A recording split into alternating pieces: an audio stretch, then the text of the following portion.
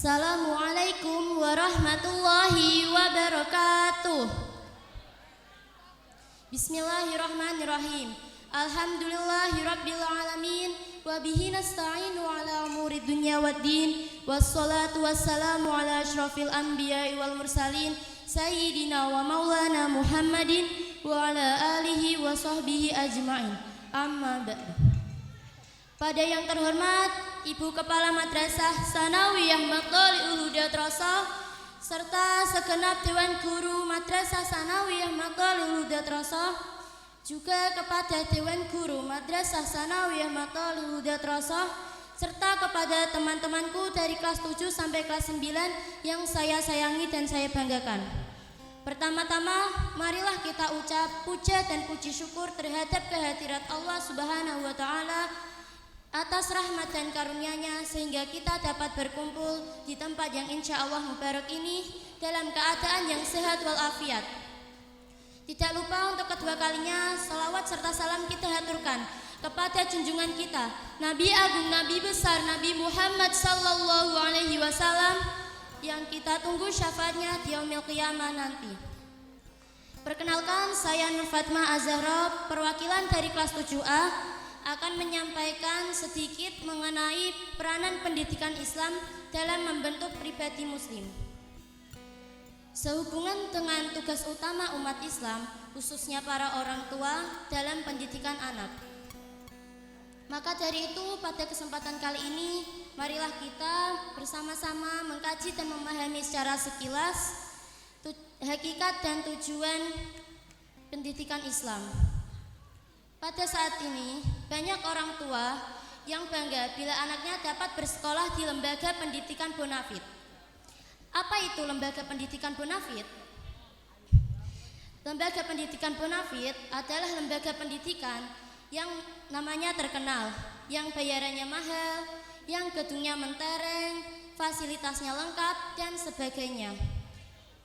Orang tua merasa sudah bangga dan mereka merasa tanggung jawab mereka telah selesai ketika anak mereka telah lulus sekolah dan akan segera mendapatkan pekerjaan. Padahal tujuan pendidikan bukan sekedar untuk mendapatkan nilai ijazah yang baik dan pekerjaan. Tidak salah apabila orang tua bangga ketika anaknya diterima di suatu perusahaan dan mendapatkan gaji yang besar. Tapi, apakah orang tua masih bisa bangga walaupun anaknya mendapatkan nilai yang tinggi dan pekerjaan, tapi tidak bisa sholat, sering bermabuk-mabukan, tidak memiliki tata krama, dan lain-lain? Hanya orang tua yang kurang waras saja yang bangga bila melihat tampang anaknya yang seperti itu. Keadaan semacam ini belum bisa dikatakan berhasil mendidik anak, karena tingkah laku anak belum mencerminkan seorang yang telah menempuh pendidikan. Masalahnya, seorang dikatakan telah menempuh pendidikan ketika di dalam dirinya terdapat perubahan tingkah laku. Hasil yang diharapkan dari pendidikan Islam adalah terbentuknya pribadi muslim. Agar tujuan tersebut tercapai, maka hal-hal yang pertama kali perlu digarap adalah masalah akidah Islamiyah, syariat, dan akhlakul karimah. Karena ketiga masalah ini adalah sebagai tiang utama, pondasi, dan atap bangunan Islam. Diharapkan dari ketiga sendi agama ini akan lahir generasi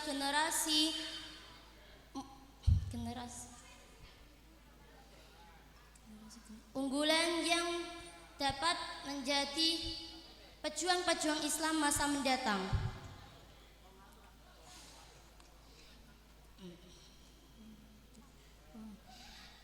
Pribadi muslim yang diharapkan lahir dari pendidikan Islam dapat dikategorikan menjadi 3 macam watak yang bersemayam pada 3 tokoh panutan umat yang pada masing-masing masanya,